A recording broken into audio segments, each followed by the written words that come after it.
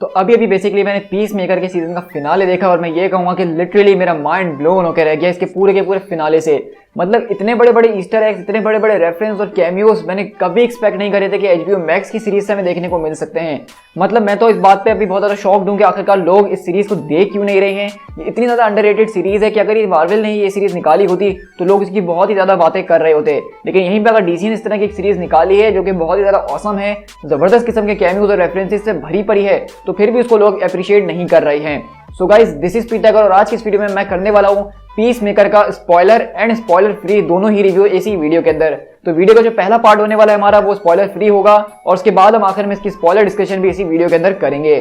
तो बिना किसी और बात के फौरन से अपनी इस वीडियो को स्टार्ट करते हैं।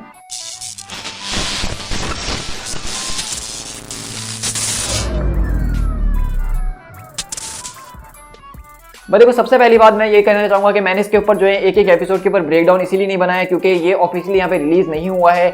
हमने देख तो लिया है दूसरे तरीकों से, जो कि आप सबने भी देख ही लिया होगा, क्योंकि मैं जानता हूँ कि इंडिया के अंदर भी HBO Max अभी इस वक्त अवेलेबल नहीं है।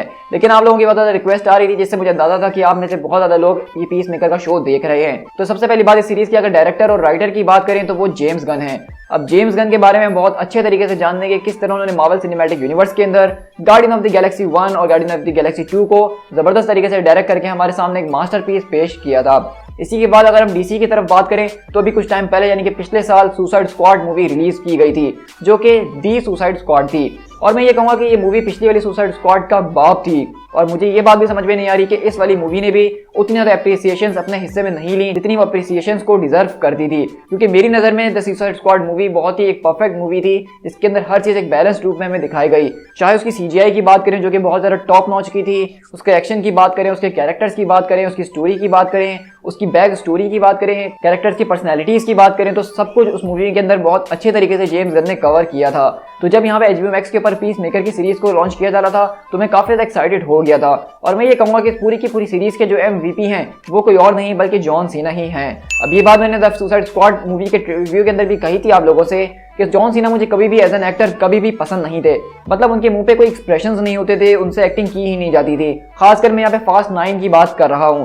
लेकिन मैंने ये कहा था कि द सुसाइड स्क्वाड मूवी के अंदर जो पीस मेकर का रोल उनको दिया गया है, ऐसा लग रहा है कि ये रोल ठीक उन्हीं के लिए ही बना था और बाकी सारे रोल अब तक वो इसीलिए अच्छे नहीं कर रहे थे क्योंकि वो उनके टाइप के ही नहीं थे और ये रोल बिल्कुल उनके टाइप का है। तो इसी तरह इन्होंने द पीस मेकर सीरीज के अंदर भी बहुत ही ब्रिलियंट काम करा है जो कि मैं कहूँगा कि इस पूरी की पूरी शो की जान पीस मेकर ही था। और ये कहीं से भी गलत नहीं है। इसके साथ में जो साइड कैरेक्टर्स डाले, जिस तरह विजिलेंटी हो गया, उसके पूरी की पूरी क्रू हो गया जिनके अलग अलग काम हैं पूरी की पूरी ऑल ओवर द सीरीज के अंदर, उनकी पूरी की पूरी पर्सनैलिटीज़ को बहुत अच्छे तरीके से इसमें बिल्ड किया गया है। ऐसा नहीं लग रहा कि वो सिर्फ सपोर्टिव कैरेक्टर है बल्कि वो लग रहा है कि पूरी की पूरी सीरीज का हिस्सा हैं। और इसके अंदर मैंने जिस तरह से पीस मेकर के पूरी मेंटल हेल्थ को देखा, उसके अनस्टेबिलिटी को देखा, वो बहुत ही ज़्यादा ज़बरदस्त था इस पूरे के पूरे शो के अंदर। अब अगर हम जेम्स गन के किसी शो या मूवी की बात करें और हम अगर यहाँ पे सिनेमेटोग्राफी की बात करें तो उनका एक अपना अलग ही स्टाइल है जहाँ पे वो उन्होंने इस बात का पूरा फायदा उठाया R-rated होने का।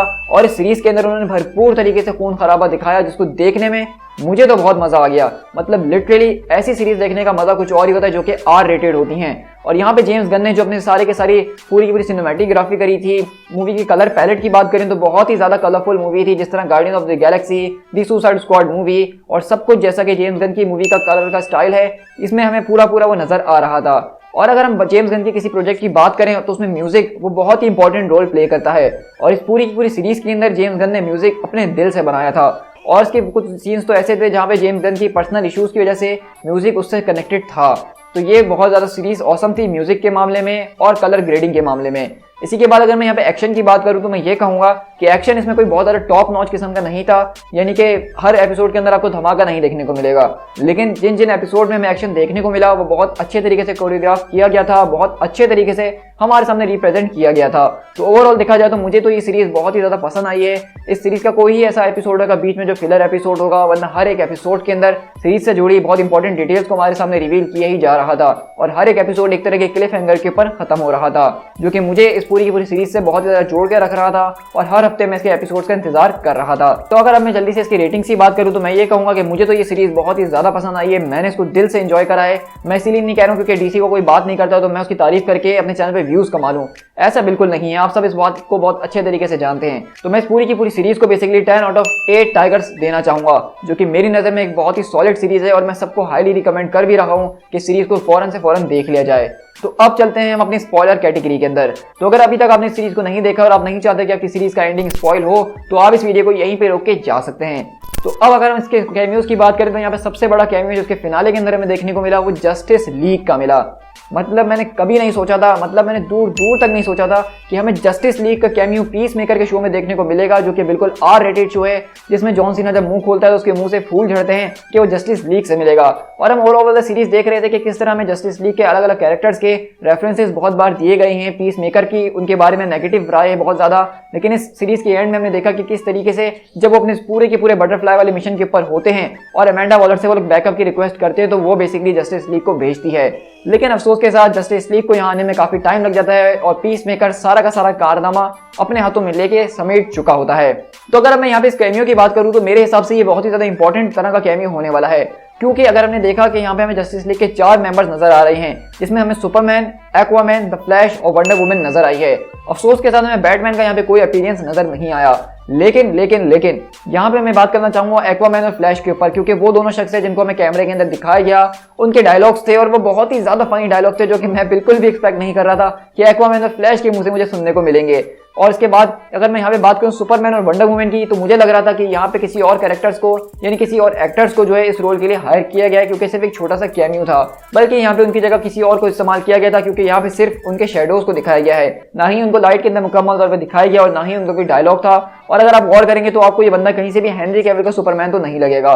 तो मुझे लगता है कि बेसिकली इस वक्त ये लोग बहुत सारे डीसीयू वाले कंफ्यूज हैं कि उनको सुपरमैन और जस्टिस लीग के साथ करना क्या है। लेकिन यहाँ पे इस कैमियो को देखने के बाद मेरे दिल में एक उम्मीद की किरण जाग गई है। इसका मतलब कि डीसीयू वाले पूरी तरीके से इस वाली जस्टिस लीग को स्क्रैप नहीं करना चाहते हैं, और जो हम र्यूमर्स सुन रहे थे कि फ्लैश पॉइंट के जरिए सब कुछ मिटा दिया जाएगा, मुझे नहीं लगता है। और यहाँ पे पीस मेकर के इस छोटी सी सीरीज के अंदर जस्टिस लीग का कैमियो देखना ये एक तरह से ऐसा है जिस तरह हॉकाई सीरीज के अंदर हमने एवेंजर्स का कैमियो देख लिया हो, जो कि हम जानते हैं कि हमें देखने को नहीं मिला था कहीं दूर दूर तक भी। तो इस हिसाब से मेरे ख्याल में डीसीयू ने यहाँ पे ये बहुत ही अच्छा स्टेप लिया इस कैमियो को डाल के, और अब इस पूरे के पूरे पीस मेकर के सीजन्स का जो है आगे जो आने वाले हैं उसका हाइप बढ़ जाएगा। और हाँ, इस बात को डीसीयू की तरफ से कंफर्म कर दिया गया है कि पीस मेकर के सीजन 2 के ऊपर काम ऑलरेडी शुरू हो चुका है, जो कि HBO मैक्स पे ही रिलीज किया जाएगा। तो मैं तो सच में पीस मेकर से बहुत ज्यादा खुश हूँ। इसने जो आखिर में मुझे कैमियो दिया है मैं इससे पागल होकर रह गया हूँ। तो इसीलिए मैंने सोचा कि फौरन से आपके साथ इस सीरीज का रिव्यू करना चाहिए, ताकि आप लोग भी जल्द से जल्द, जिन लोगों ने सीरीज को अभी तक नहीं देखा है, तो उसको फौरन से देख के एंजॉय कर सकें।